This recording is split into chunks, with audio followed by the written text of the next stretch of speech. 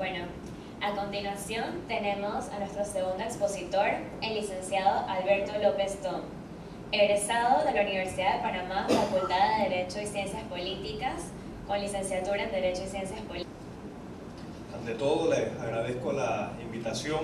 Siempre es grato venir a la Universidad de Panamá. Y les agradezco también que me hayan tomado en consideración para esta exposición, porque comentábamos al inicio que a nosotros, los abogados que ejercemos este tipo de conferencias, nos obligan un poquito a estudiar y alejarnos de la parte práctica y a refrescar o incluso hasta recordar conceptos académicos para exponerlos de la mejor forma a ustedes. Me han solicitado que les exponga sobre la clasificación de los créditos marítimos privilegiados, y es un tema que yo considero personalmente es la columna vertebral sobre la cual se construye el derecho marítimo. ¿Por qué razón? Porque es la base sobre la cual se fue construyendo la jurisdicción internacional en materia marítima. Yo considero personalmente el derecho marítimo, si no como el más globalizado, la rama del derecho marítimo que primero se globalizó. Cuando aquí no había Organización Mundial de Comercio, cuando aquí no habían tratados sobre ejecución de resoluciones en el extranjero o de sentencias, cuando no habían convenciones sobre arresto de buques, no estamos hablando del año 1500, 1600, ya existía una globalización en materia marítima. ¿Cómo surge esto? Producto del comercio. Cuando el hombre se lanza a la mar de una manera ya no para explorar, sino para mercadear, ¿no? Surgen las necesidades. Cuando esas embarcaciones llegan a otras tierras, no habían los medios de comunicación con los que contamos actualmente, el armador o el naviero, el capitán, se encontraba lejos, ¿no?, de sus posesiones o sus activos de tierra, ¿no? Un capitán inglés se encontraba en España, ¿no? Él no podía solicitarle a su familia que le mandara una transferencia bancaria para pagar suministro, ¿no? Entonces, ¿cómo hacía? Tenía que ir a pedir un préstamo directamente ante las personas del lugar, con la única garantía de decirle: cuando regrese te pago. Eso era todo, era una garantía netamente real. Aquí está mi barco responde. Cuando yo regrese te pago, ¿no? Y si no te pago, me puedes demandar y me secuestras el barco. Así empezó el crédito marítimo privilegiado. No sé si han ya estudiado derecho marítimo, pero brevemente voy a tocar la noción del crédito privilegiado para aquellos que quizás no hayan todavía dado derecho marítimo. El crédito marítimo privilegiado es una categoría especial de un crédito. Obviamente estamos hablando de un crédito marítimo, de naturaleza marítima, como explicó el doctor Carreira, que surge de la actividad relacionada con el comercio, tráfico o transporte marítimo. Si usted encaja dentro de estas categorías, usted entonces tiene que determinar si su crédito es un crédito ordinario o común, o si usted tiene un crédito marítimo privilegiado. Los créditos marítimos privilegiados en Panamá son creados únicamente por la ley. Usted no puede crear un crédito marítimo privilegiado por acuerdo de las partes, por contrato o por algún otro tipo de relación privada. Tiene que ser creado por la ley. Es de corta duración. ¿Por qué razón? Porque este privilegio, esta prelación, esta categoría especial que se le da a usted puede hasta cierto punto en el futuro impedir al armador de ejercer su actividad comercial, ¿no? Porque él tiene que ir, conforme pasa el tiempo, él tiene que ir contrayendo nuevas obligaciones, y usted lo que no puede entonces es convertir un crédito especial en una categoría general. Entonces a usted se le da una ventaja, pero esa ventaja es corta. Otra característica esencial, fundamental del crédito marítimo privilegiado es que viaja con el barco. Quiere decir que si usted tiene un crédito marítimo privilegiado que surge en Panamá, usted lo puede ejecutar en cualquier parte del mundo donde se encuentre ese buque. Y por esa razón se conoce que es un crédito de naturaleza perseguible y oponible frente a terceros, incluso en los casos donde se da la venta del buque, ¿no? Usted puede, un buque que ha sido dado en venta, usted puede comparecer donde el comprador y decirle: un momento, usted es el dueño, pero yo tengo un crédito contra ese barco, ¿no? Y esto es uno de los problemas que más a menudo confrontan los armadores, ¿no? Aquí el doctor Carreira lo puede confirmar. A cada rato tenemos armadores que de pronto, como decimos aquí en Panamá, le salen las brujas, ¿no? Compró el barco, anda feliz, navegando, haciendo su actividad comercial, y de pronto llegó a Panamá y le sale en Panamá una demanda de un agente que le suministró repuestos al turbocharger cuando el barco pasó por aquí el viaje anterior.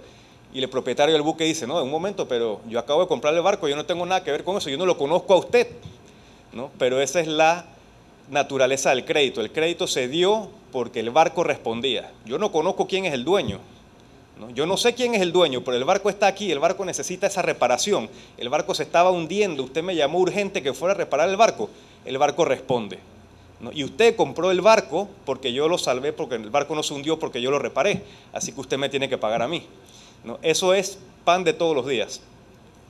Y lo que les comenté en un inicio, este crédito privilegiado es privilegiado porque justamente tiene una prelación en el pago frente a los acreedores comunes.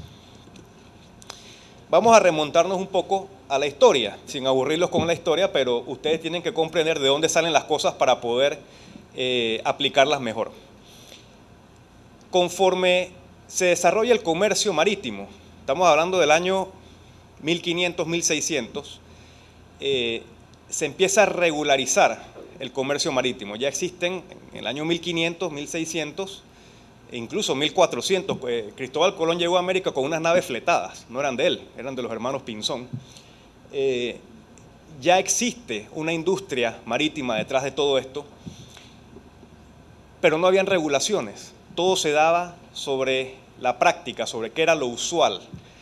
Entonces, el problema era que las prácticas o las costumbres cambiaban dependiendo del país, o incluso dentro de un mismo país dependiendo de la región, ¿no?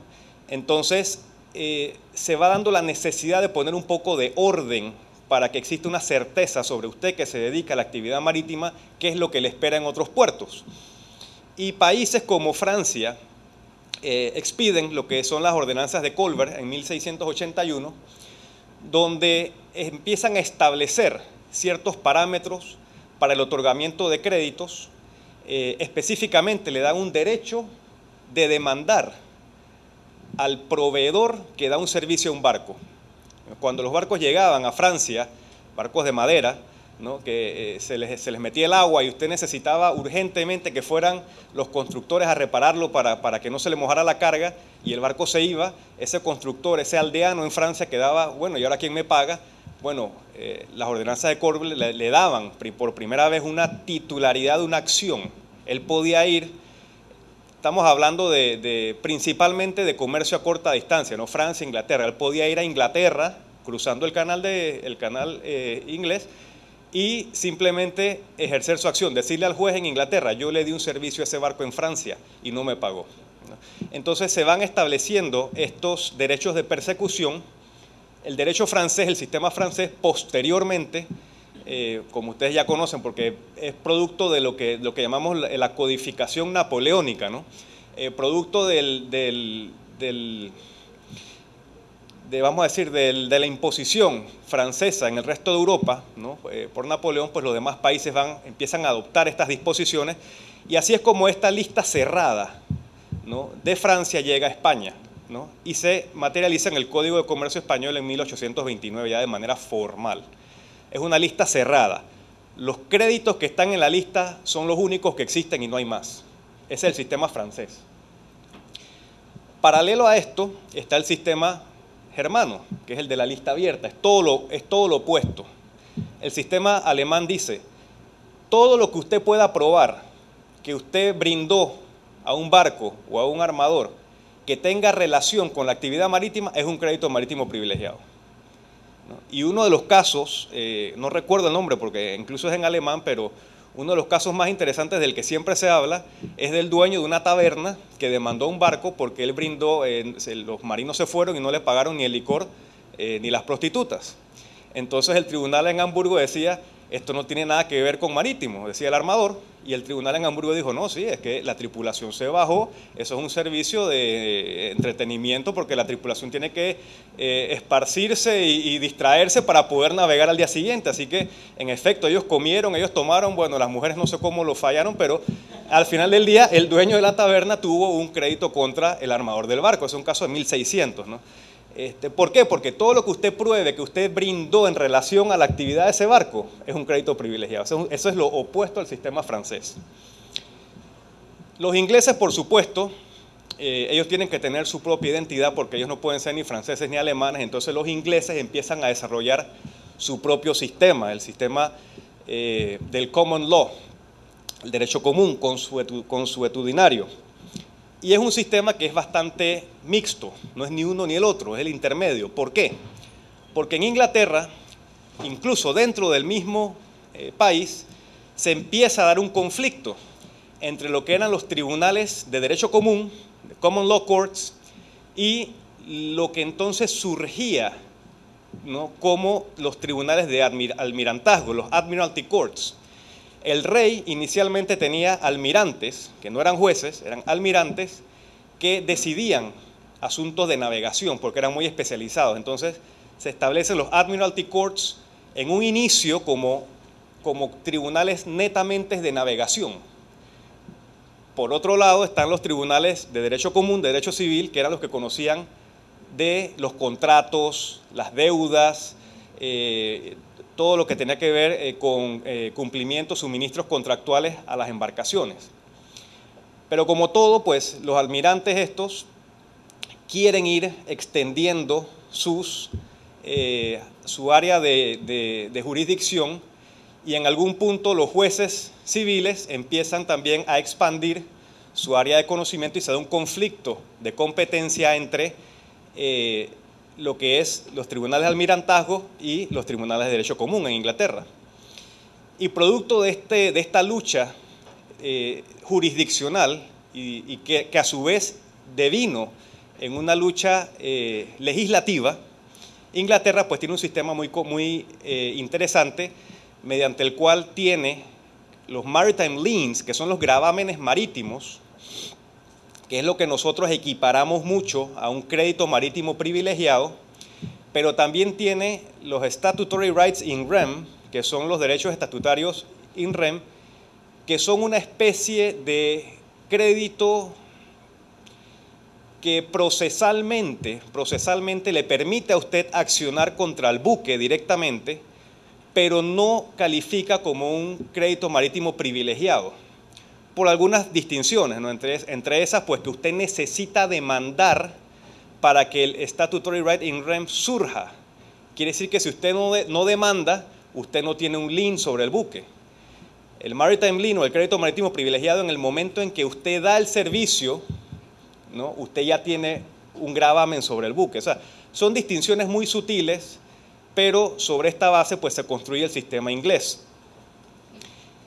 Panamá, como señaló el doctor Carreira, a mí me llama mucho la atención porque los abogados ingleses, los abogados estadounidenses, los abogados latinoamericanos, españoles, nos dicen, bueno, ¿ustedes qué sistema siguen? Porque ustedes no son ni ingleses, ni son latinoamericanos, ni son españoles, ¿ustedes qué son? Y yo les respondo, pues muy coloquialmente, le digo, nosotros somos panameños, ¿no? Nuestro sistema es nuestro y yo creo que es producto de las diversas influencias que en su momento convergieron en Panamá y que pues nos han llevado hasta donde estamos hoy en el 2014. Inicialmente los créditos marítimos privilegiados surgen como una lista muy dispersa en el Código de Comercio de 1916 que se inspiró en su momento principalmente en Francia, ¿no? ¿Por qué? Porque lo que estaba en boga en aquel momento era la Convención de Ginebra de 1892, que devino en la Convención Internacional de Derecho Privado sobre el régimen del mar territorial y establecía reglas de navegación, y posteriormente sobre la Convención Complementaria de París y la posterior a la Adenda de Ginebra, que hablaba más que todo sobre en un inicio sobre inmunidad soberana, cuando se empezaban a dar situaciones donde embarcaciones al servicio del Estado en algún punto u otro entraban en jurisdicciones de otros países, y sobre esta base, pues en ese momento se estaba gestando el Código de Comercio de Panamá,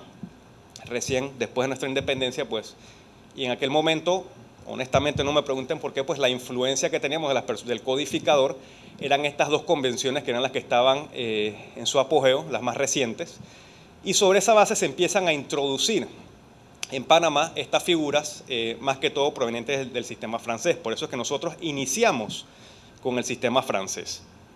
Pero ¿qué sucede? Panamá luego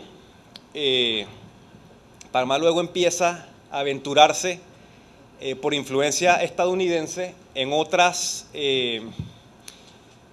áreas, como es el registro de buques, ¿no? Y sobre el registro de buques hay muchas teorías sobre cómo surgió, pero independientemente de cómo surgió, yo les voy a decir que el registro de buques tomó su apogeo. Fue alrededor de los años 20, cuando en Estados Unidos se dio la prohibición de licor, de venta de licor, y las principales embarcaciones, armadores de transporte de pasajeros y de embarcaciones que tenían casinos a bordo, cambian sus barcos de la bandera estadounidense a la bandera de Panamá para poder vender licor a bordo.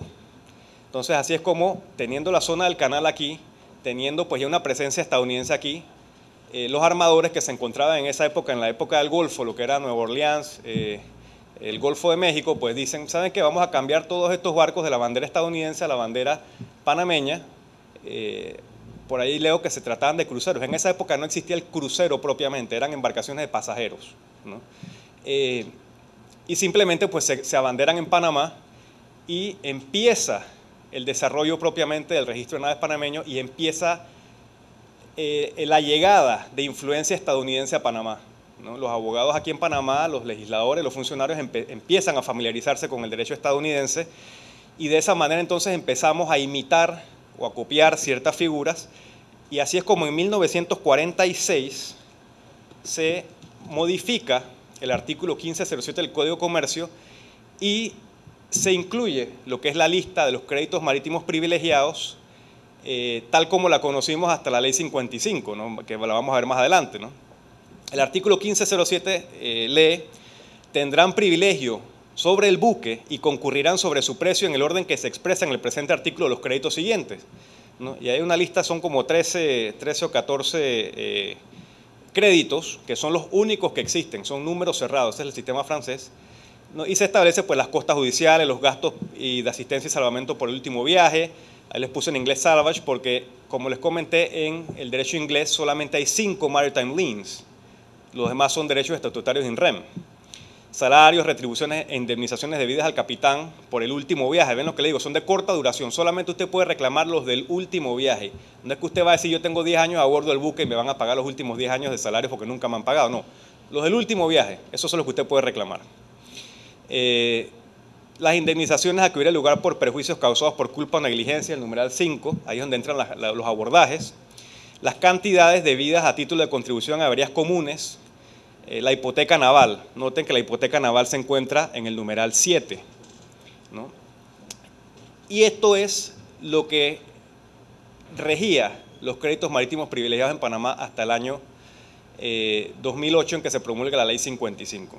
Usted tenía una demanda, usted iba, usted quería secuestrar al buque, in rem, directamente al buque, usted quería demandar al buque, usted tenía que tener algún crédito que calificara dentro de esta lista, ¿no? O como la jurisdicción panameña es amplia, usted puede establecer la jurisdicción mediante el secuestro para una acción surgida fuera de Panamá.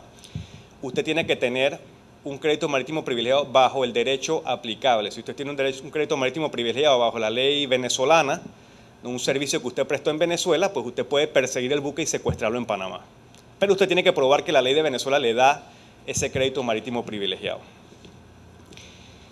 En la Ley 55 del 2008 se modifica el Código de Comercio y se le trata de dar un aire más moderno, consone con las tendencias actuales del comercio marítimo. Entran otras influencias, copiamos bastante, no vamos a decir copiamos, pero utilizamos bastante como guía el Código de la Navegación y el Código de Comercio de la República de China, que China había invertido muchos recursos en actualizar toda su legislación y en hacerla más internacional, porque las leyes chinas eran muy regionales. Y nosotros pues trabajamos en la modificación de la Ley 55, en la modificación del Código de Comercio que resultó en la Ley 55, y esta Ley 55 no es producto de una sola influencia. Aquí vino el profesor Force de la Universidad de Tulane con el profesor Martin Davis y trajeron su aporte de Estados Unidos. Se trajo un aporte también de China, como les comenté. Participaron también abogados, consultores del Instituto Iberoamericano de Derecho Marítimo y del Comité Marítimo Internacional, viniendo de Europa. Concurrieron una serie de tendencias y se modificó la Ley 55. En lo que refiere a los créditos marítimos privilegiados, únicamente hubieron dos modificaciones.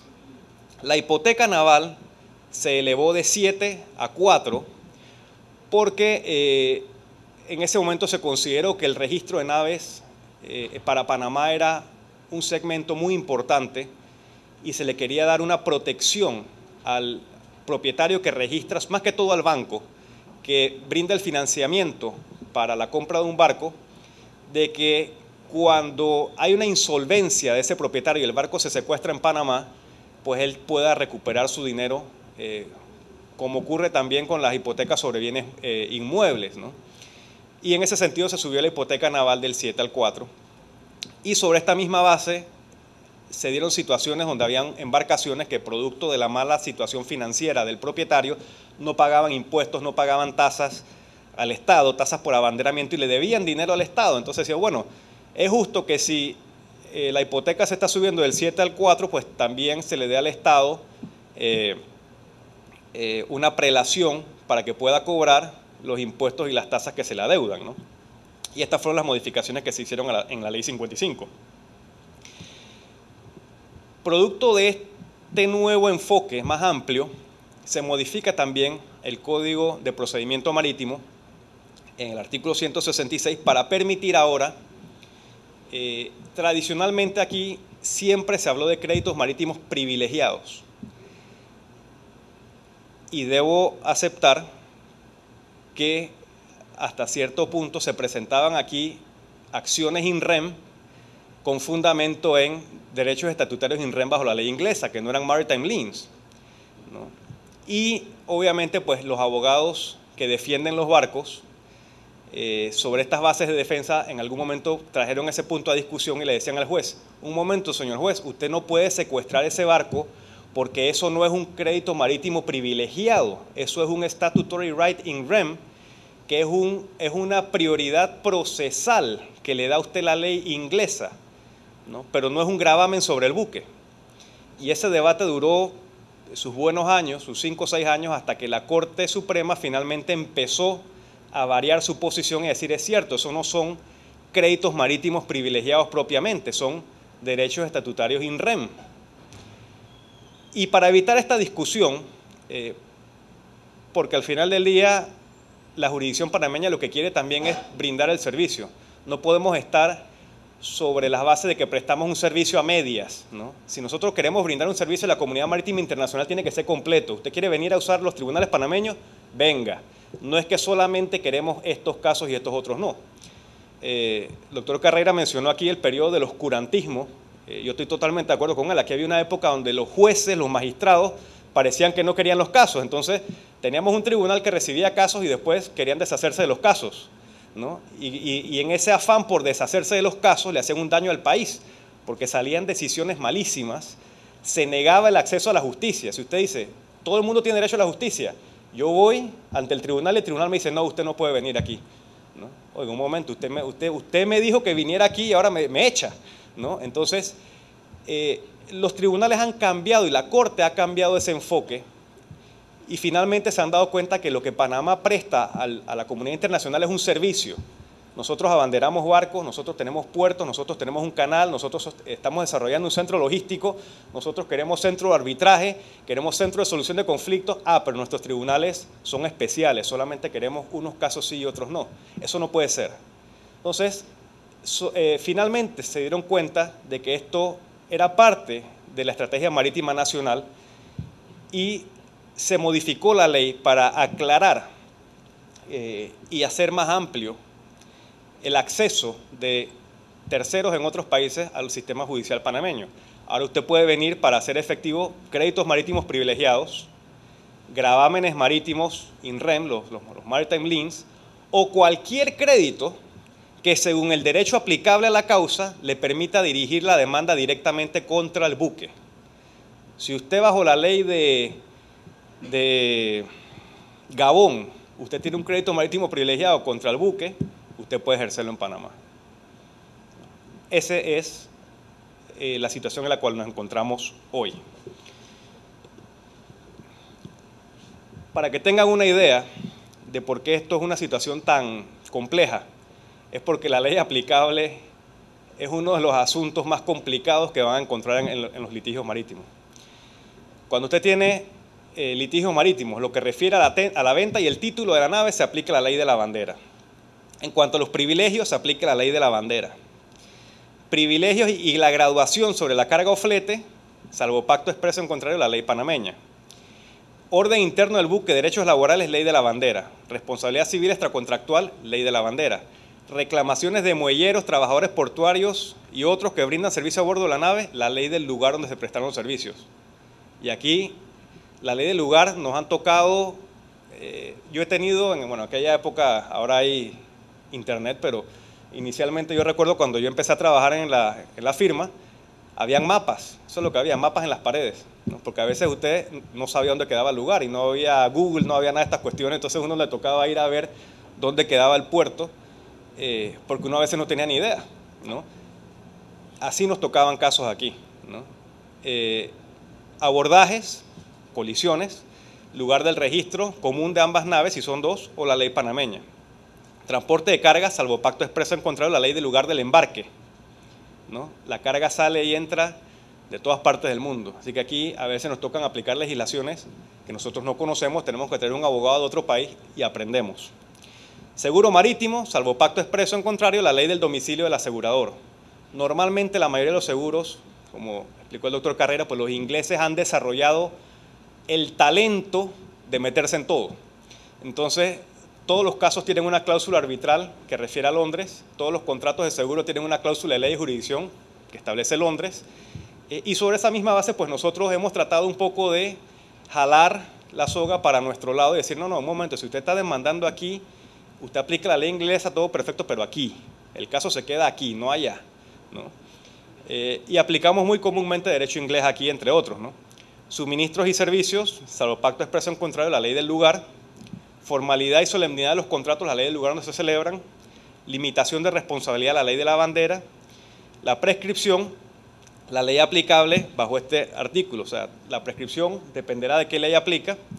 Y en cuanto a costas, pues la ley de Panamá. O sea que en un mismo caso tenemos una necesidad de investigar el derecho de otros países constante, ¿no? Y sobre esa base pues vemos que no es fácil, ¿no?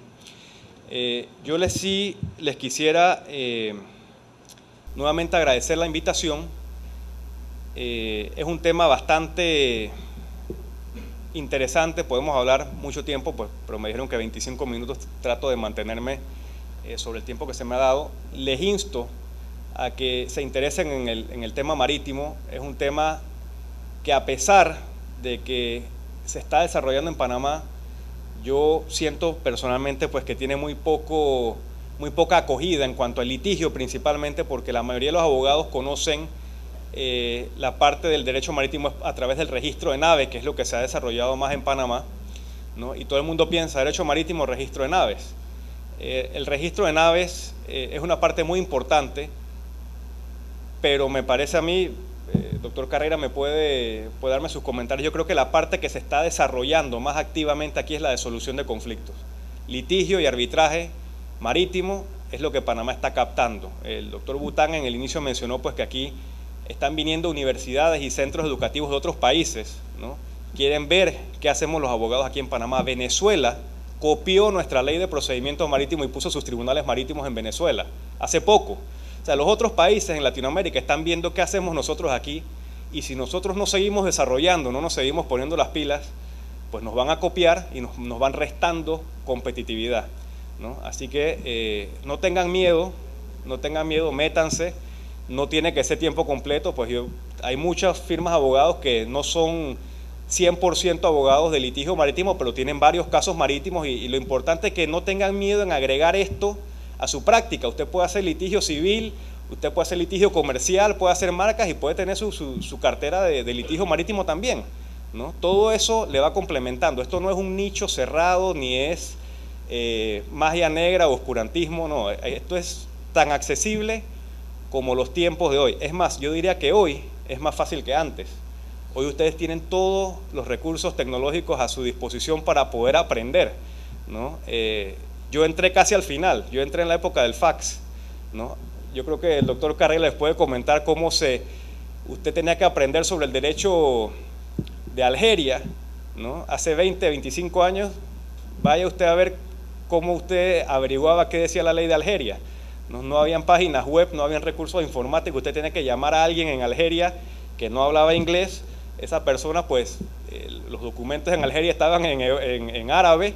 ¿Cómo se los enviaba a usted? Le mandaba un fax de 20, 30 páginas, a la mitad del camino el fax se cerraba, se caía la llamada, la página llegaba borrosa, no se entendía, eran otros tiempos, ¿no? Hoy en día es mucho más fácil. Entonces aprovechen esa globalización, ¿no? Se habla de que el mundo es más pequeño, aprovechenlo, ¿no? Y no tengan miedo, métanse, ¿no? Aprendan, métanse, y bueno, esperamos verlos como contrapartes o copartes en algunos de los procesos en el futuro. Así que le agradezco nuevamente la invitación y a sus órdenes para cualquier pregunta o consulta.